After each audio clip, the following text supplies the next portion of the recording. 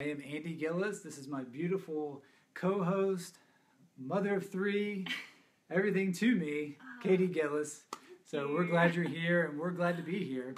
And first, we want to tell you that we're marriage mentors, and we started mentoring back in 2012. We became members at North Point Community Church in Atlanta, and in 2012, that was in 2008, and then in 2012. We decided to become marriage mentors or premarital mentors as well. And we've been doing that ever since, and we've been loving it.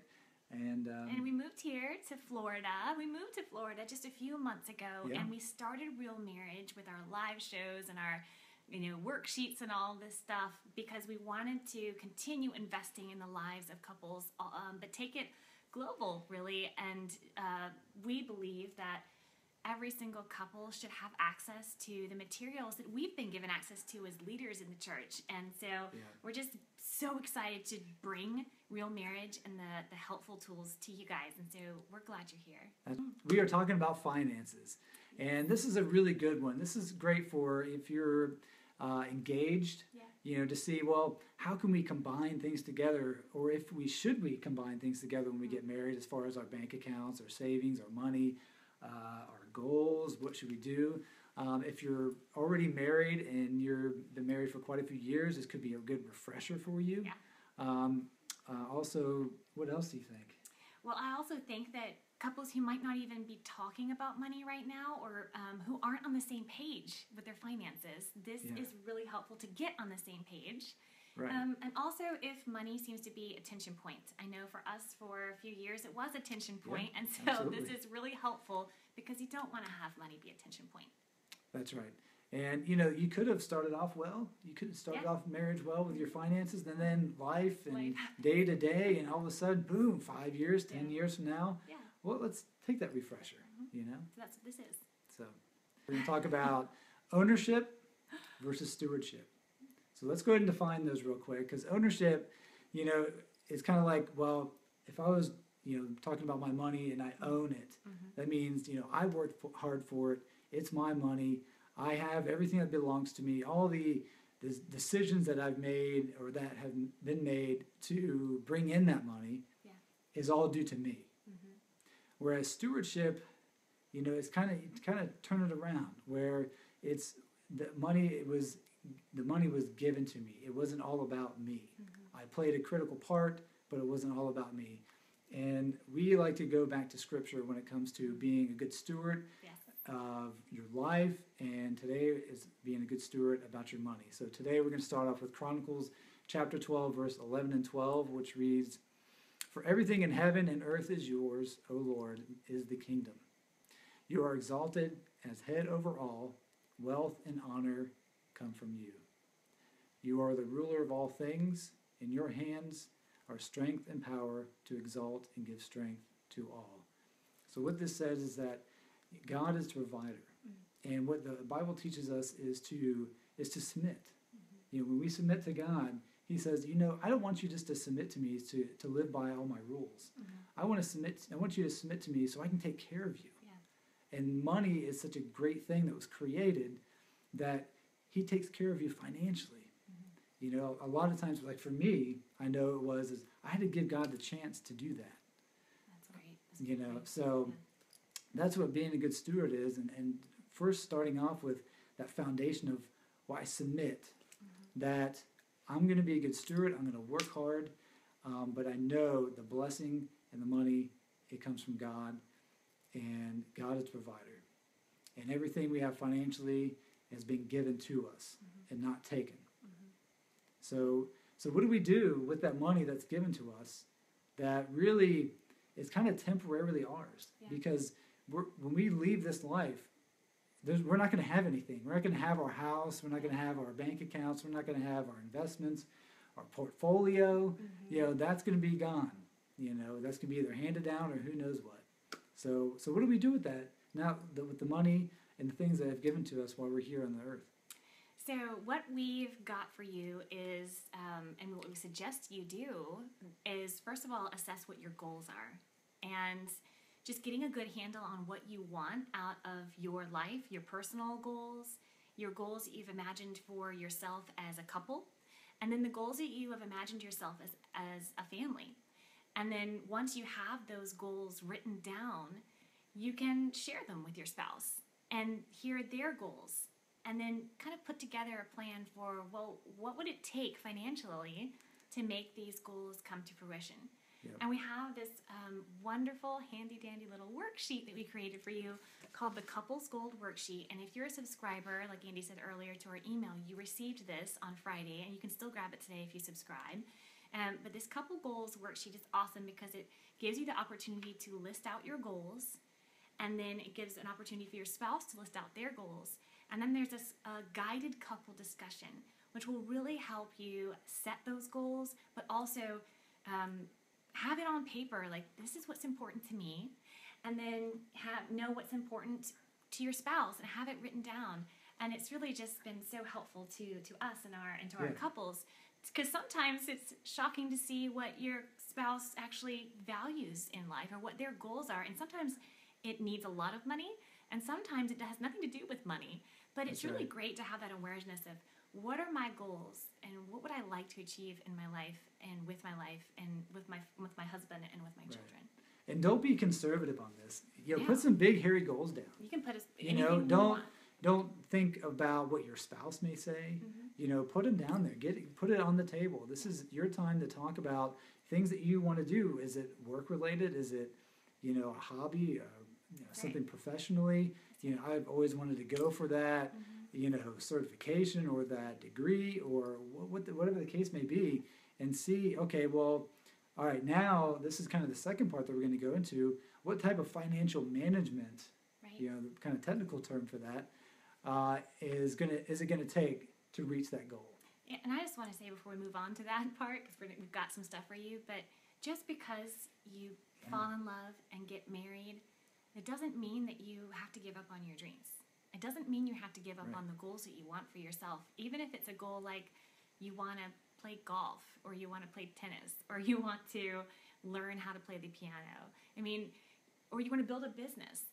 Right. Just because you get married or you have kids doesn't mean that all of your goals and dreams go to the wayside because other things come into play. Marriage is a great opportunity for the two of you to work together as a team. Yeah. And you can reassess what's important to you as your life progresses. But we just want to say, we want to encourage you, like Andy said, write your goals down. Don't let life get in the way, or your spending habits keep you from doing what you really want to do. And if you're any bit like me, I despise talking about goals. Talking about, we've had, and this, and I just want to know why. We'll talk about that after the show. But the 2-year, 5 years, where do you want to be? Where do you want this and that? And I'm a person who's in the moment. I like to be in the moment. But when it comes to money, you got to take yourself out of that a little bit. Say, what do I like doing now? What would I like to make better in 2 to 5, 10 years? Yeah. I want to encourage you to do this together. That's why we created the couple budget worksheet, which I'll explain in a moment. It's really good for both of you to be aware of what's going on with your money. At least be aware. Doesn't mean you have to manage it. Right. One of you might be better equipped to do that, or you have a CPA if you feel like neither of you are. But it is really great to know what's going on with your money. Go ahead and share that the couple budget worksheet, the second one on our list for tonight, it has an area where you list your income and what's coming into your house, of course, and then what's going out. And when we first did this, I was quite shocked with how much money I was spending getting my hair and nails done. Now, ladies, I am not saying that you shouldn't get your hair and nails done, because Lord knows I still get my hair and nails done. But it was just shocking in a way that I didn't really thought about the hundreds of dollars that were going out on those two items. And I realized that I could make some subtle changes in other areas that would work better for our family. It was just great to be aware. So, and that was helpful too, because just being aware is great. It helps with you putting together a budget, because honestly, when I looked at the money that I was spending on hair and nails and other things, with the income we were making at the time, it didn't really line up and match up with our goals. It had nothing to do with the things that were really important to us as a family. So Yeah. what's really powerful about this exercise, doing both worksheets. What are your goals? And then you look at your money. Yeah. Are what you're spending your money Are you on, going to get there? Is it helping you? And are you in a position where you should maybe change something? That was really helpful to me, and it was humbling and staggering. Right. And now you'll figure out who's the spender and who's not the spender. Because on my side, it was the saving part. You know, I was going through, you know, each penny, not that much, but each dollar that was not being spent or being utilized somewhere was getting put into savings and just making the piggy bank swell up more and more and more. How much can I get it to swell up? How much could we, you know, cut back to, and we didn't need to. You know, that was, you know, the beauty is that success to me is that where you don't have to penny pinch. You don't have to know have every single dollar accounted for. You know, it's good, but you don't have to, if there's one that's available, let's go ahead and put it in savings and not touch it, because savings is untouchable. Can't do that. So after we did the goals, it was, well, let me loosen the tension on that a little bit. You know, let's just put down a percentage. Okay, if we can hit this percentage, then we're good.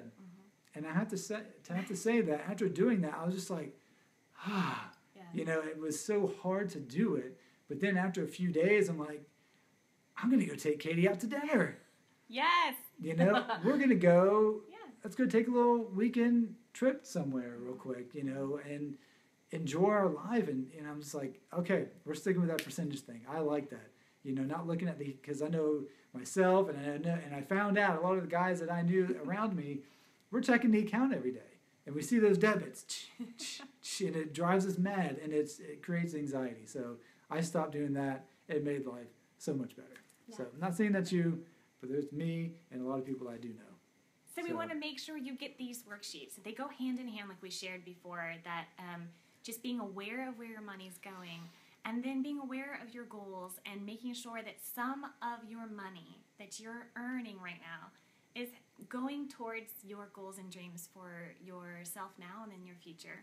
And we want to make sure you get those tools. You can get it by signing up to our email, top right of our Facebook page. In the next couple days, we'll leave that up there for you guys. Getting on the same page and being a team, you know, and communicating. And that's what we've been talking about for a very long time. Yeah, I mean, the benefits that you and I have experienced, like I said, we kind of touched base earlier, is that just the awareness of knowing what was important to each other and knowing where our money was going, and shockingly, seeing that neither of us in the way that we were doing things was fueling our goals. We were both working our own separate system. And so this just gets us on the same page. I feel like we do not argue about money anymore because we have a plan. Now, it wasn't peaches and cream at first, because this is a system that you have to kind of use together. You use the goal sheet with the budget. And a couple times, I do remember both of us coming to each other saying, hey, why are you doing that? Because you remember this? Or, hey, do you think we need to spend more or save more here? So it was a learning process for us to get on the same page with our money, but I feel like a huge peace of mind because we do not argue about finances anymore. And that is huge. Can you imagine? I mean, if you two treat money differently, you're going to have a tension point for a long time unless you get on the same page. And for us, it was extremely rewarding to get on the same page with our money. And we want the same thing for you guys.